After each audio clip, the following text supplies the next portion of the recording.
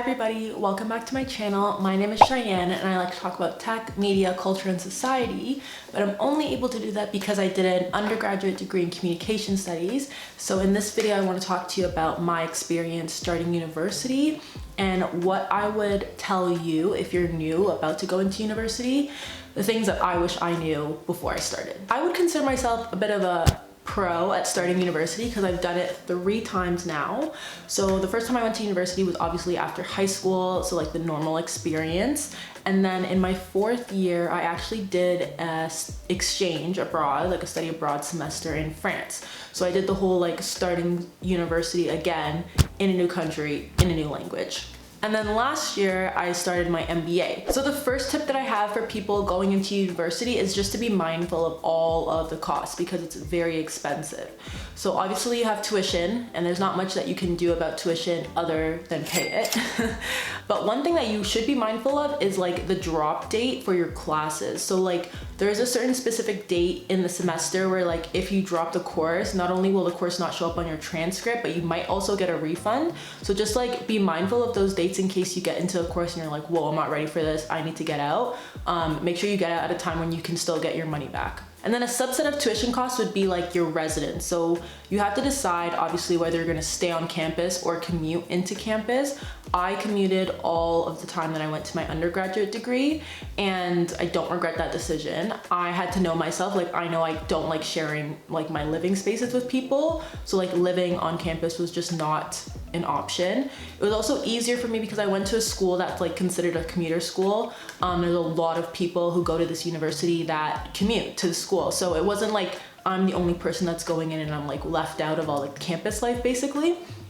So like that was an easier choice for me, but you really have to know yourself. Like some people had really terrible experiences with their roommates, not being able to change roommates, having roommates that you just don't get along with. So like if that's something that will affect your mental health and your ability to like perform like your best in your classes, that you need to really consider if you get a single room, a double room, or if you just stay at home. Okay, so if you choose to stay at home, the next important thing to know is about like the cost of getting to school. Transit getting to school can be very expensive. You gotta like map out your route, see how long it's gonna take you. I know I had a 8:30 class once and like the way that the buses were running, I literally had to wake up at like 6 o'clock and be on the bus by 6:30 to get to class on time. So I never took an 8:30 class again, right? Like you just have to be mindful of like traffic, going into class for certain hours, right? And then parking is another big thing. Like if you're going to drive to school, like how much is the parking pass, making sure that you like book your parking passes early, making sure that you like know what parking garage you want because obviously the better garages are gonna get filled and booked up fast. So just be mindful of all of the dates that are required going into school before school starts. So another bullet point when it comes to like the cost of university if you're commuting into school is to like consider how much food you're gonna be buying. Even if you're living on campus and you have a meal plan, like don't run through your meal plan in 2 months. Like be smart about how you spend your food. So obviously going down for midnight snacks is going to rack up. So for me as a commuter, it was very tempting to just buy food on campus, especially on the days where like I was at school from 8:30 until 9. Like it's very tempting to buy food. So in order to not do that, I have to obviously pack a huge lunch, but then like I look like bag lady walking around campus with like my sports bag, my backpack, my lunch bag, like it was ridiculous. So I ended up buying a locker that me and my friends split the first 2 years of university so that I could like keep stuff there and like go back and forth between my locker while I was on campus for those longer days. And then I think in like 3rd and 4th year, I just kind of like managed my schedule a little better so that I wouldn't have to like be on campus for as long. But that's just something to think about, like how much time are you spending on campus and like what does that mean for like how much food you have to pack ahead of time or like how much money you're gonna have to spend throughout the day sustaining yourself. The second tip that I have for you is whether or not to buy textbooks. So I know school's expensive and like textbooks seem like something that you can chop, but like whatever you do with your textbooks, just don't do nothing, right? Like teachers assign textbooks for a reason. And I think it's important to go to the first class and like really figure out if you need the textbook or not. Like you might go to a class and the prof is like, you don't need the textbook, you're fine. And then you don't need a textbook, right? You might go to the class and the prof is like, you absolutely need the textbook, but like maybe not the latest edition, right? Because obviously textbook companies try to release new editions every single year to force people to buy new textbooks. So like that's something to consider. One thing that I did notice between my undergrad and my graduate degree is that the textbooks are now online and like they don't sell the older version. So you literally have to buy the newer version. So one thing that you can do to counter this is like try to find people who are like second year and like see if they have textbooks that they can loan you, or if they have like PDF versions of older textbooks. Like those will do fine. A lot of times the new editions like don't have much of a difference, maybe newer examples, but I would just be mindful, like try to find somebody in your class that has a new textbook, and then maybe if you have the old textbook, you can just double check with them to make sure that like the readings are not too dissimilar so you don't show up to class unprepared. But like, do the readings. Don't not buy a textbook. If the course tells you need a textbook and the prof tells you need a textbook, don't think that you can go through the course without the textbook and be okay. It's not gonna go well for you. I promise you that. Also, like check Amazon. There might be a Kindle version of the textbook. The like textbook company might have an online version that you can rent for like 6 months instead of like buying it outright. Just like try to find creative ways to get the textbook, but just don't ever not get a textbook. So my third tip for people going into university is to understand that you're on your own. I'm not trying to like scare you or be rude, but like you just have to understand that there's like thousands of people in this institution.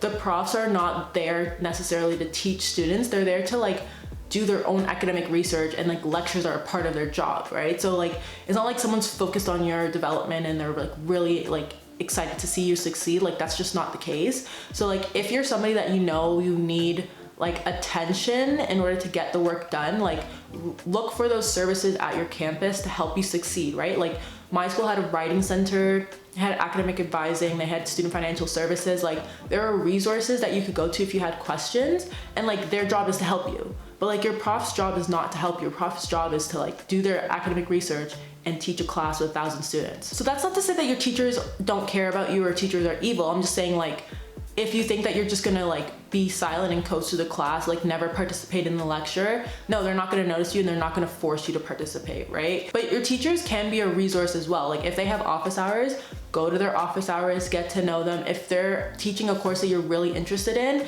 like talk to them about their career and like use that information to help you guide yourself through the rest of your degree. Like I know there was a class that I wanted to get into. It was like a history of advertising or something, and the class was full. So like I attended the classes even though I wasn't registered in it. And I told the prof like, I really want to get into this class, but it's full. So like if someone drops, can you let me know? I think it was like the 3rd lecture. She like called me down after the lecture was done and she's like, someone dropped the class. I'm holding the spot for you. Go register right now. I'm gonna get you in. And then I got into the course, right? So like your profs can be helpful, but like they have to know who you are. They're not gonna just notice you in a room full of like 1,000 people, 50 people. Like you have to reach out to them if you are in need of assistance. And also just like know your weaknesses. Don't wait until finals to reach out for help. Like if you know that you're not good at essays, like talk to your prof, make sure you understand the assignment, go to the writing center, make sure you get like drafts reviewed by them, like copy edited, all of this stuff before you submit. Your writing skills, your studying skills are not gonna get better throughout the course of university if you don't tackle your weaknesses in the first year. So if you know that like you're not good at studying or you need help writing papers, even if you go to the library, like there's people who can help you find research and like help you find the books that you need to write your papers. Like if you know that this is a lot for you, just reach out early and often for your success. My 4th tip for anybody going into university is do not fall behind. Like you need time management skills. If you're going into university without time management skills, you gonna learn fast. For me, in my undergraduate degree, I was a full-time student. I wasn't working during the school year, but I was a varsity athlete. We had practice 2 hours every night from 7 to 9. And then we also had like lifts where we'd have to go to the gym together for like an hour. I don't know, I don't remember how many times I went. But like, that's like more than 10 hours a week that you're just doing rugby. And then like Saturdays were basically a write-off because we had games and we had to travel and like warm up and come back and all that stuff. So outside of a normal student schedule, like I had a lot of time taken out of my schedule. So like I had to make sure I was staying on top of my work so that despite when my games were and when my practices were, my assignments were still getting done. Okay, one thing I did like about commuting to school was like that hour and a half that I was on the bus each way was time that I could read. Like I could sit there and listen to music for the whole time, or I could like read a textbook and like get some work done. So just be mindful of the time that you do have and like just try to like schedule time to do your work. Just don't fall behind. And this sort of like segues into my next tip about like joining clubs. This is about meeting as many people as possible, building your like network of professionals. Go to the club fair, join a club, join more than one club. But when you join these clubs, just be mindful that like clubs are fun, meeting new people is fun, but also just like make sure you don't fall behind in your work. Like you're not there to go to clubs, you're there to like get a degree. The clubs are gonna help you meet people to like expand your like experiences, but they're not equally weighted. Like go to your classes. Going into my undergraduate degree was a little easier. I had like a soft landing because we had training camp before school started. So like I met people at training camp and I knew them going into like my classes. So like I had friends, but when I went to France, I remember that like I got there on maybe a Monday and I had like messed up my date. So the social event like for newcomers was Tuesday and like I thought it was Wednesday. So like I woke up on Wednesday, I was so excited to like go to this event and meet people, went to like my emails to see where the event was and like realized I had missed it. And I was like shattered because I was like, oh my God, I'm in a new country, I'm in a new university, I don't know anybody, I just missed a social event. Like what's the point? I might as well just go home. Might as well just go home because I missed a social event. So how am I gonna meet people, right? I obviously met people. There was more than one social event. Like it wasn't like a doomsday situation, but like when you're like nervous about meeting people, it like heightens your anxiety, and when things go wrong, you just kind of like blow up. So I would just remind you to like be patient with yourself, allow yourself to like have low energy, have high energy, not go to events, go to events. Like you have time over the course of your degree to meet people. It's not all gonna happen frosh week. And if you're anything like me, like I take a long time to like warm up to people. So don't get down on yourself if like you meet a bunch of people and you just feel like you don't like anybody and you're just still alone. Because I know for me, like my best friend right now, I met her at training camp before school started and I didn't like her. I literally just didn't like her. I thought she was annoying. And now we're still best friends 10 years after the fact. I'm literally going to her house after I finish filming this for a barbecue. So like, if you know you're somebody that takes a while to warm up to people, just like be gracious with yourself. You will make friends. You will be fine. Another tip that I have for starting university is to know your degree requirements. Your university's website should show you like all of your degree like required courses, the general education courses, and then the electives that you're allowed to pick within your degree. So make sure that you understand what you have to take. Like don't wait until third year before you realize that you don't have the prerequisite to take a mandatory course and now you like your whole schedule is messed up. Like be proactive about your scheduling your classes. Read reviews on your professors. Like if you know that you can't do well in a class where the professor is very monotone, then just read from their slides. Like don't pick a class that is only taught by that person, or like try to find a different section with a different type of teaching style. So like there's obviously websites where you can like read ratings on professors, like rate my professor, talk to second years, talk to other people that you know are like doing these classes and like get a sense for how they felt taking those classes. I know for me right now, my MBA, speaking to second years, was really helpful for me deciding like what my electives should be. Like one of the advices that I got was that like all of the strategy courses are very similar. So there's no reason to like take multiple strategy classes. If you take one, you've taken them all. That's a very good thing to know when you have a certain amount of electives, not to like pile them on with the same type of course, because then you're just being redundant when you could have taken more classes that would like expand your knowledge base. Also like get a sense of what type of class it is. So there's some lecturers who will basically expect you to do the readings before you show up to class, and then they will lecture on the reading. So like the same class, the history of advertising, I didn't realize it was that type of class. So like I thought I could go to class, do my lecture readings afterwards, and then like I would be going to class not knowing what the hell she was talking about, them doing the week's readings and being like, oh, like this is what she meant. So like they expect you to come to class having done the readings because they're just gonna take the readings and expand on this. If you don't have that base, you're just gonna be lost throughout the whole lecture. So be aware of that. Or it might be a class where like they teach you the concepts, then you go do the readings and like do exercises afterwards, right? So just understand that there's different types of formats to a lecture, and like you have to be aware of which one you're in or you're just gonna screw yourself. And then every degree has like general ed courses. So like I would say be purposeful about what gen ed courses you pick, because you can really use them to like explore your options. So when I started my degree, I actually wasn't a communications major. I started off like as an art major because I had tried to get into the graphic design program and got an alternate accepted into art. I didn't really want to be in art.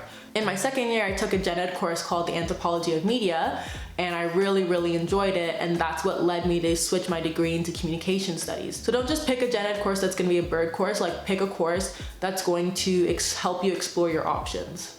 The last tip that I have for anybody starting university is to use your degree to get career ready. So I know that it might be daunting to be going into first year and trying to think about what you're going to be doing after your fourth year, but just be purposeful about your university experience in how it's going to affect your career. You're not going to university to have fun. You're ultimately going to university spending thousands and thousands of dollars because you think that after 4 years you're going to be at a better chance to get a higher paying job. You don't want to graduate after 4 years not knowing what you want to do. You should be exploring what your interests are, what your strengths are, what your options are during your degree, so that you have some sort of sense of how you want to operate once you get out of university. So my advice to you would be to go to the career center, look at what internships there are, what co-ops there are.